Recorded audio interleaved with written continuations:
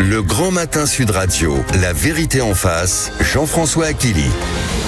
La vérité en face avec toujours le meurtre de Liana dans le Gers qui provoque une onde de choc qui gagne tous les Français déjà éprouvés par les saccages des casseurs qui ont suivi la victoire du PSG. Un contexte d'inquiétude, de violence en toile de fond d'une campagne présidentielle qui a débuté par la démonstration de force d'un Jean-Luc Mélenchon à Saint-Denis au cri de « On est chez nous ».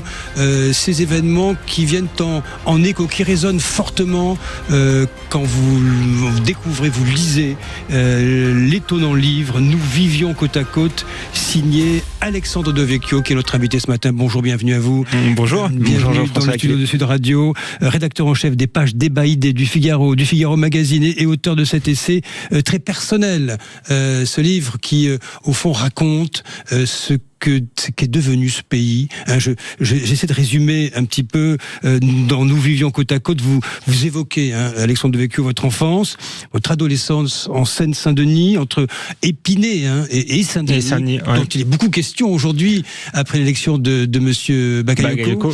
Le livre mêle autobiographie, enquête sociale, réflexion politique, le récit, grosso modo, les années 80-90, malgré les tensions, les populations d'origines différentes vivaient encore côte à côte. Il y a déjà des problèmes. Oui, il y avait déjà des problèmes. Je dis que j'ai jamais connu le vivre ensemble, mais le côte à côte, oui, il y avait une forme de mixité sociale, de mixité culturelle, de cohabitation possible, malgré déjà la montée des violences. Puis arrive la délinquance, le communautarisme religieux, Alexandre Devecchio, l'islamisme, vous dites, la ghettoisation. Votre récit est un glissement rapide, au fond, vers quelque chose d'autre, exactement, oui. le glissement d'une certaine manière du côte à côte au face à face. Le titre est un clin d'œil à la phrase de Gérard Collomb, mais on voit bien, il y a tout un chapitre sur Saint-Denis où j'ai grandi et j'y raconte la lente transformation de Saint-Denis. Et en réalité, l'élection de Bali Bagayoko, la percée de la France insoumise à Saint-Denis est pas très étonnante puisqu'il y a eu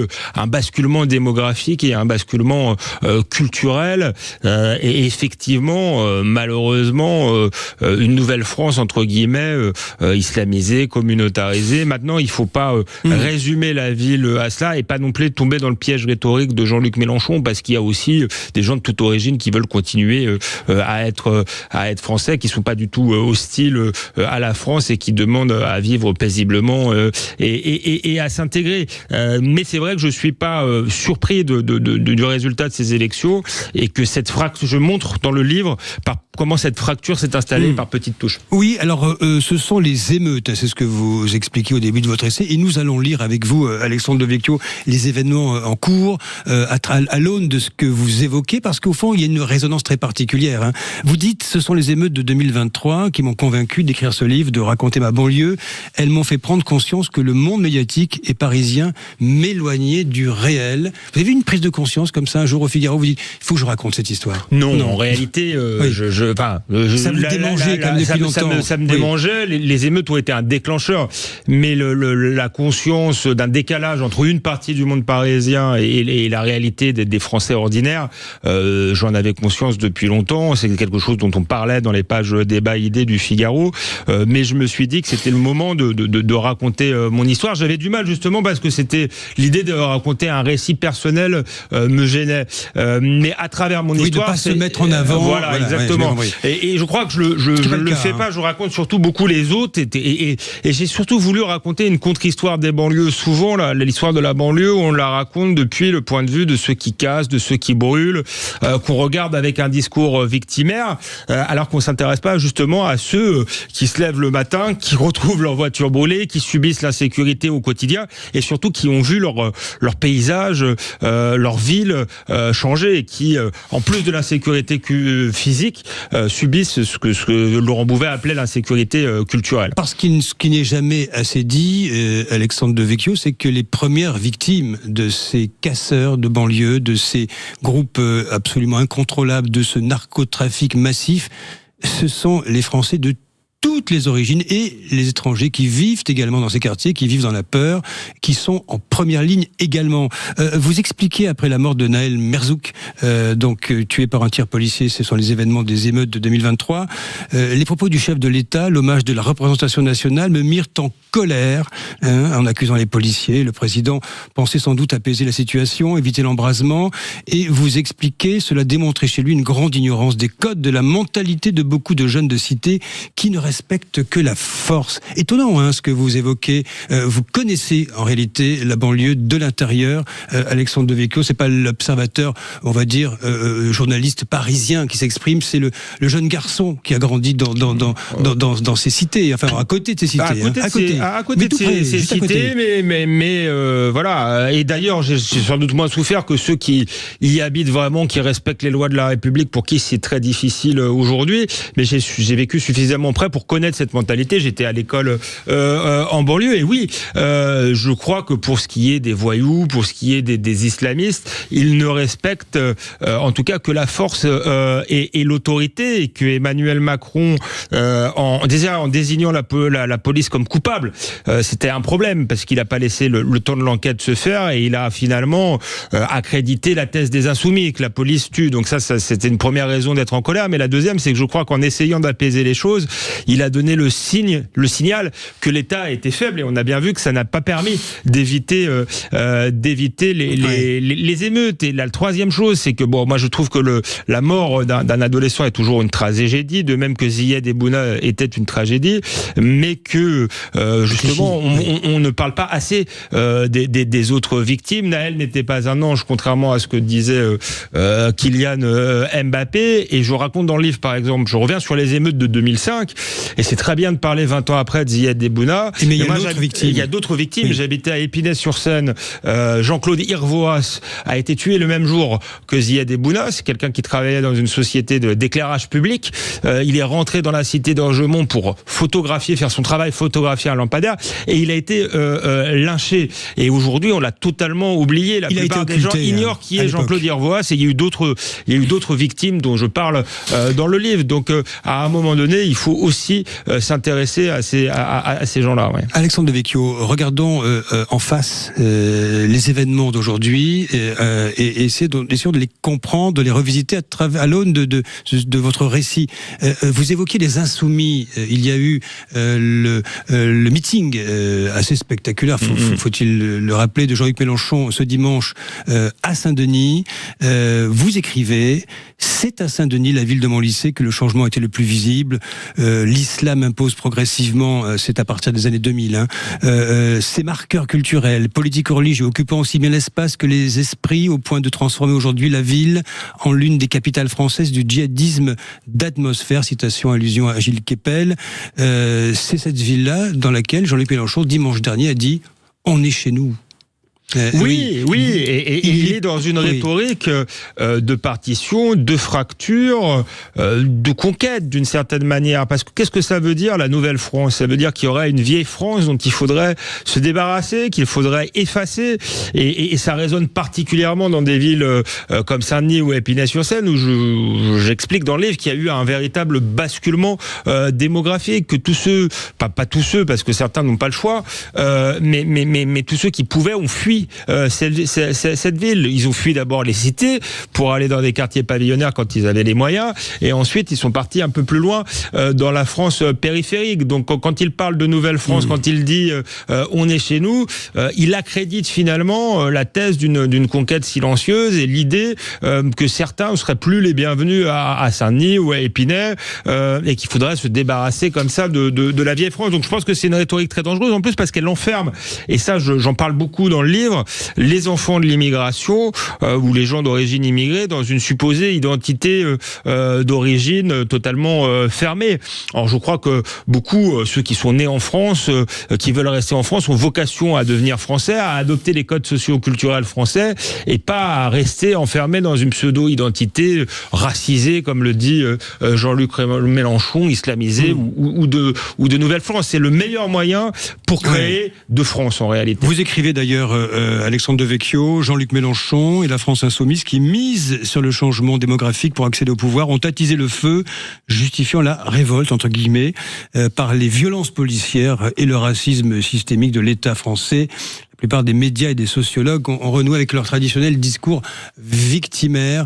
Il est pleinement conscient du fonctionnement du système, des médias. Jean-Luc Mélenchon, il savait qu'il est en mode conquête, là.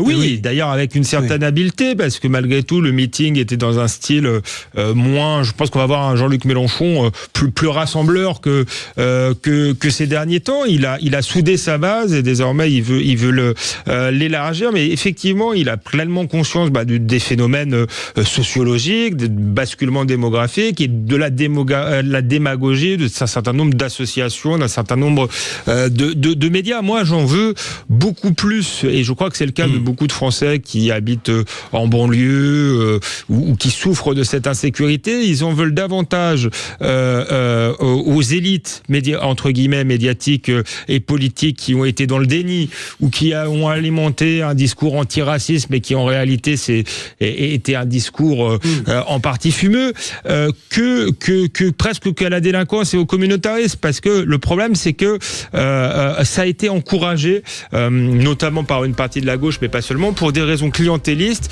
et aussi pour des raisons idéologiques, parce qu'on voulait pas voir le réel. Alexandre de Vico, après la pause, je vous poserai la question, quel regard vous portez sur cette colère qui ne retombe pas dans le pays, et c'est tant mieux, après la mort, le meurtre de Liana dans le Gers, et puis il y a cette question aussi, parce que vous l'évoquez également dans votre livre, comment est-ce que l'on peut envisager une possible réconciliation, parce qu'on en est là aujourd'hui. Il y a une ligne de fracture qui est profonde et il faudra peut-être un jour penser à se parler. Allez, on en parle dans un instant d'ailleurs. 0826 300 300 si vous voulez interroger Alexandre Devecchio. Nous vous retrouvons dans un court instant après la pause pour la suite de La Vérité en face. Le Grand Matin Sud Radio, La Vérité en face. Jean-François Aquili. Avec Alexandre Devecchio, rédacteur en chef des pages Débat Idées du Figaro Magazine, auteur du passionnant Nous vivions côte à côte, paru chez Fayard. Je vous avoue, je l'ai dévoré. Ça raconte un peu nos vies, pour ceux qui ont grandi. C'est le cas de votre serviteur dans ces quartiers. C'est mon cas aussi. Donc j'ai grandi dans des bars grises. Et je vous avoue que ce que vous décrivez et la réalité, Alexandre Devecchio, je tenais à vous le dire, il y a cette colère aujourd'hui en France qui ne faiblit pas. Nous avons été les témoins, nous avons commenté année après année des faits divers épouvantables, des petites filles, des jeunes garçons assassinés. Mais là, je ne sais pas ce que vous en pensez, Alexandre Devecchio, vous qui êtes un observateur avisé de la vie de ce pays, et pas seulement politique. La colère ne retombe pas des Français aujourd'hui, celle après le meurtre de Liana. Comment vous l'expliquez ? Parce que je crois que ça va au-delà de ce meurtre qui est absolument ignoble, mais je pense que les Français savent que le mal existe, mais ils aimeraient que leur justice réponde de manière ferme à tout cela, et on voit bien qu'il y a eu une série de dysfonctionnements, et ça fait écho à un nombre incalculable d'affaires où des personnes qui étaient dangereuses pour la société ont été remis en liberté, ont recommis de nouveau des actes très graves. Donc c'est le symbole d'une fracture entre la justice, je dirais, et une partie des Français. Les Français ne croient plus en la justice, ont le sentiment que la justice ne protège plus les citoyens, étant dans une idée de réinsertion, mais ça ne devrait pas être la priorité. La priorité, ce serait quand même d'une part d'appliquer la loi, parce qu'en fait toutes les lois existent, mais on sait bien qu'elles sont pas toujours appliquées. Enfin, entre les peines maximales existent, mais elles sont souvent très peu prononcées. Et ensuite, on va en prison, mais il y a toujours un juge d'application des peines, et donc on a une justice qui ne fonctionne plus et qui ne protège plus les citoyens, ce qui est sa première vocation. Elle doit être rendue au nom du peuple français. En réalité. Et pas donc il y a le sentiment depuis longtemps qu'il y a une justice qui est en partie idéologisée, en partie inefficace, qui manque de moyens, et le politique a sa responsabilité parce qu'on n'a pas construit assez de places de prison. Mais je crois que cette colère, elle est contre tout cela, au-delà de cette affaire qui est un peu la goutte d'eau qui fait déborder le vase. Vous dites les lois existent, c'est vrai, elles sont parfois, on va dire, bloquées au Parlement, elles ne sont pas appliquées. Les magistrats, certes, se fondent sur des textes, mais pour envoyer des casseurs en prison, encore faut-il qu'il y ait des places disponibles. Exactement. Parce que c'est un principe de réalité. Quand vous voyez les 70 000, Alexandre Devecchio enquête que Gérald Darmanin demande à exécution sous un mois, 14 juillet, c'est dans un mois, c'est la même chose. Si vous poussez les enquêtes, même un très grand nombre d'entre elles, 70 000, c'est gigantesque, ils n'y arriveront pas. Si vous devez placer en détention provisoire des violeurs d'enfants, il n'y a toujours pas de place de prison non plus. Donc nous sommes face à un principe de réalité. Il y a eu un laisser-aller à vos yeux. Oui, mais c'est aussi... Alors, le livre ne parle pas de ce sujet directement, mais parle d'une dégradation qui court sur une quarantaine d'années. Pour la justice, c'est la même chose. C'est le cœur du sujet de votre livre. Vous l'avez dit, on paye l'addition de 4 décennies de mélange d'impuissance, de démagogie, de lâcheté. Et on est à l'heure, malheureusement, de l'addition. Alors, je disais, il y a toutes les lois. C'est vrai, il n'y a pas toujours les places de prison. Et il y a autre chose, c'est qu'il y a aussi, effectivement, vous l'avez évoqué, la question de l'état de droit, qui se transforme parfois en gouvernement des juges. C'est-à-dire que les gouvernements successifs essaye de durcir sur l'immigration, sur la politique pénale, et il y a toujours soit le Conseil constitutionnel, soit la Cour européenne des droits de l'homme qui vient casser un certain nombre de lois ou de dispositifs votés légitimement par le Parlement. Et là, ça pose quand même un problème démocratique parce que les juges, si vous voulez, ne sont pas élus. Ils devraient être la bouche de la loi. Et moi, je veux bien qu'on respecte la Constitution, mais on voit bien qu'il y a souvent une interprétation des juges et qu'elle va toujours dans le même sens, alors que la société réclame justement plus d'ordre et plus d'autorité. Alors, certains se sont dit, Alexandre Devecchio, d'où est-ce qu'il parle pour raconter tout ça ? Moi, je tiens à vous dire que j'ai été surpris, et agréablement surpris, parce que vous êtes un enfant de la méritocratie. Je sais que vous n'aimez pas parler de vous, pardon.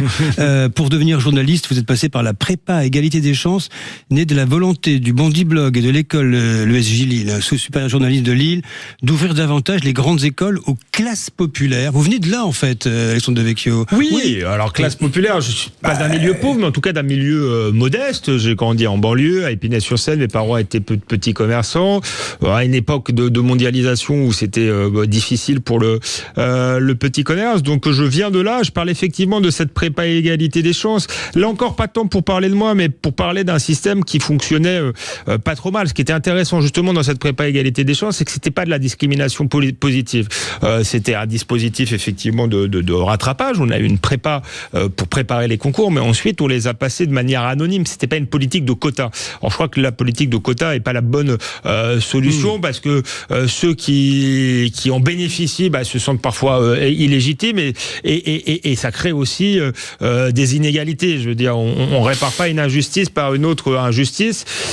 Et donc ce dispositif était assez intéressant, mais que je voulais montrer aussi, c'est qu'il y avait en germe peut-être la France d'après. Oui. C'était la fin d'une France justement du côte à côte et le début des fractures françaises, parce que dans cette prépa, il y avait des jeunes de toute la France, de toutes les origines.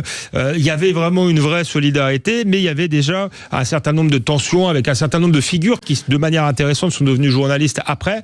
Je pense notamment à Nassira El Modradem, que nos lecteurs connaissent, nos auditeurs connaissent peut-être, qui se fait connaître par des tweets expliquant que les Français étaient un peuple de racistes dans leur intégralité. Donc Nassira a évolué vers un discours justement très proche des insoumis, très proche des décolonialistes. Et donc il y avait déjà en germe cela. Et j'explique aussi comment ce communautarisme s'est imposé petit à petit. Une phrase en conclusion, en guise de conclusion, Alexandre Devecchio, je vous cite toujours, il ne s'agit pas de souffler sur les braises des divisions, mais de tirer les leçons des échecs passés et envisager les contours d'une possible réconciliation.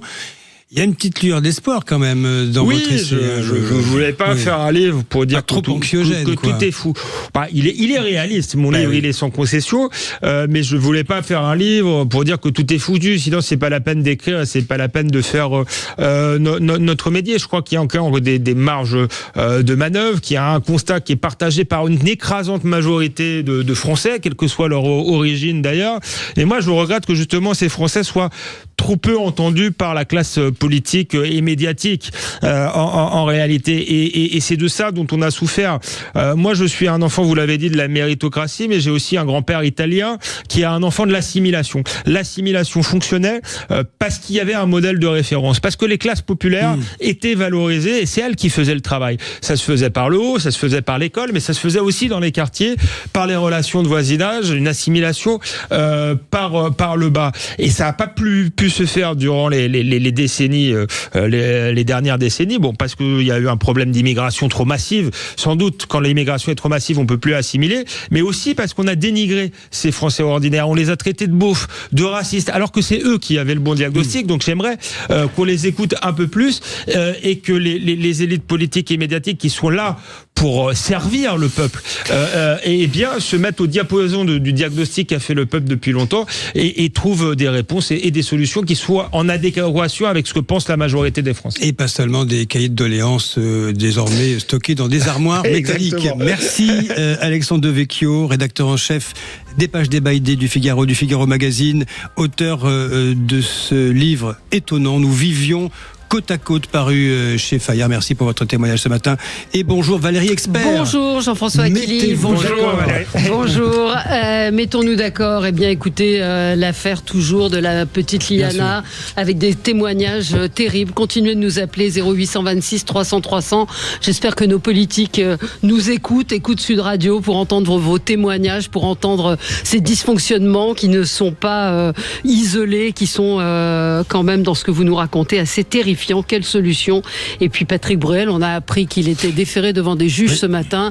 Quelle suite pour son affaire? Et puis on parlera des goûters de nos enfants avec la directrice de la rédaction de 60 millions de consommateurs. Très sucré. Très sucré. C'est à suivre dans un instant. Est-ce que vous faites attention? On vous attend. 0826 300 300. Bonne émission Valérie.